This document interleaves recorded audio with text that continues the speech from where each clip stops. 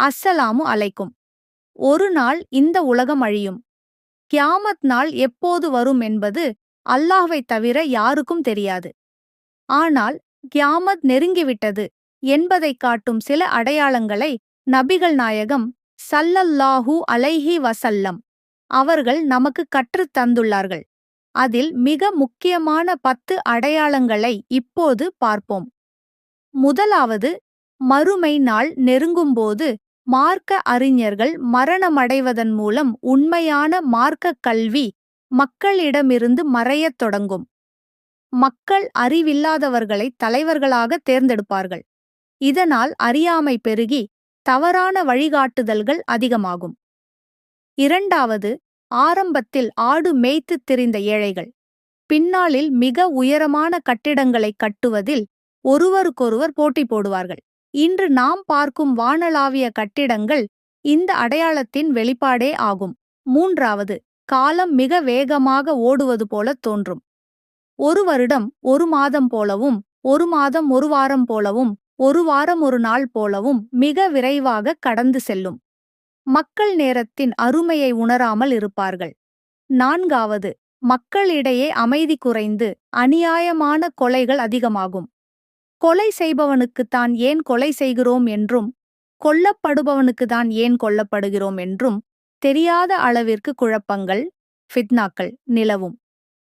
ஐந்தாவது, மது மற்றும் விபச்சாரம் வெளிப்படையாக நடத்தல். மது அருந்துவதும் முறையற்ற உறவுகளும் சமூகத்தில் எவ்வித அச்சமும் இன்றி வெளிப்படையாக நடக்கும். இவை பெரும் பாவங்களாக கருதப்படாமல் நாகரீகமாக பார்க்கப்படும் சூழல் உருவாகும். ஆறாவது, தஜ்ஜாலின் வருகை. இது கியாமத் நாளின் பெரிய அடையாளங்களில் ஒன்றாகும். ஒரு கண்ணில் குறைபாடுடைய தஜ்ஜால் என்பவன் தோன்றி தன்னை இறைவன் என்று கூறி மக்களை வழிகெடுப்பான். இது மனிதகுலம் சந்திக்கும் மிகப்பெரிய சோதனையாக இருக்கும். ஏழாவது, ஈசா அலைஹிஸலாம் அவர்களின் வருகை. தஜ்ஜாலின் அக்கிரமங்கள் உச்சத்தில் இருக்கும்போது அல்லாஹ் ஈசா அலைஹிஸலாம் அவர்களை மீண்டும் பூமிக்கு இறக்குவான். அவர்கள் தஜ்ஜாலைக் கொன்று இஸ்லாமிய நீதியை நிலைநாட்டுவார்கள். உலகம் முழுவதும் அமைதி நிலவும். எட்டாவது, யஃதூஜ் மற்றும் மஃகூஜ் கூட்டத்தினர் வெளியேறுதல்.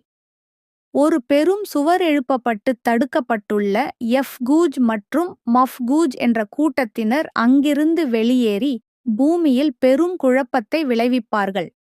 அவர்களால் பூமியின் நீர்நிலைகள் வறண்டு போகும். பின்னர் அல்லாஹ்வின் உதவியால் அவர்கள் அழிக்கப்படுவார்கள். ஒன்பதாவது, சூரியன் மேற்கில் உதித்தல். உலகம் அழியும் நேரத்தின் மிக நெருக்கமான அடையாளம் இது. ஒவ்வொரு நாளும் கிழக்கில் உதிக்கும் சூரியன் அன்று மேற்கில் உதிக்கும். இந்த அடையாளம் நிகழ்ந்த பிறகு எவருடைய பாவ மன்னிப்பும் தப்பா அங்கீகரிக்கப்படாது. பத்தாவது, ஒரு பெரும் புகை மற்றும் நெருப்புத் தோன்றுதல். உலகம் முழுவதும் ஒரு பெரும் புகை சூழ்ந்து கொள்ளும். பின்னர் ஏமன் பகுதியிலிருந்து ஒரு பெரும் நெருப்பு தோன்றி மக்களை ஒரு மைதானத்திற்கு விரட்டிச் செல்லும். அதன் பிறகு சூர் என்ற எக்காளம் ஊதப்பட்டு உலகம் முழுமையாக அழிக்கப்படும்.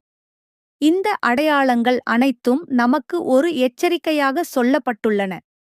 அந்த நாள் எப்போது வரும் என்பதை விட அந்த நாளுக்காக நாம் என்ன தயார் செய்துள்ளோம் என்பதே முக்கியம். அல்லாஹ் நம் அனைவரையும் அந்த நாளின் திடுக்கத்திலிருந்து பாதுகாத்து நல்ல நிலையில் மரணிக்கச் செய்வானாக. ஆமீன்.